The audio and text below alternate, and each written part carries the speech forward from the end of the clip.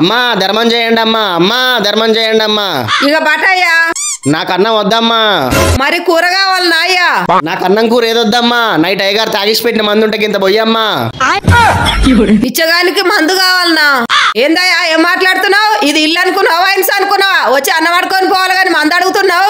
అర్థం చేసుకో అమ్మా, నైట్ మా బిచ్చగాళ్ళందరం కలిసి పబ్బుకి పోయి పార్టీ చేసుకున్నామమ్మా. హ్యాంగ్ ఓవర్ అయిందమ్మా, ఇంత మందు పోయమ్మా తగ్గుతుంది. పిచ్చగాళ్ళంతా కలిసి పబ్బుకి పోయి పార్టీ చేసుకుంటుర్రా? సరే అయ్యా పాటు.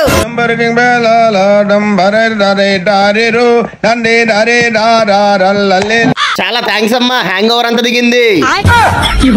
అమ్మా ఒక్క హెల్ప్ చెయ్యి, నేను అయ్యగారు వేసుకున్న సూట్ గంట సేపు ఫంక్షన్ పోయి బగార మటన్ కడుపు నిండా తిని వస్తా. నీకు బట్టలు ఇస్తే నాకేం లాభం అయ్యా? అమ్మా పుణ్యానికి ఏమొద్దులే అమ్మా, నీకు కూడా మటన్ బగార అడుక్కొస్తా.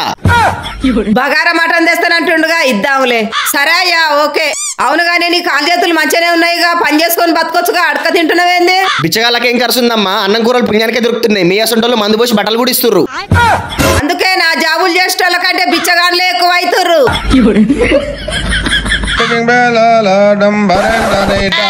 ఈ ఇల్లు గురించి మా గ్యాంగ్ ఎవరికి చెప్పొద్దు. వీడికి వస్తే అన్నం కూర మందు బట్టలు అన్ని దొరుకుతాయి.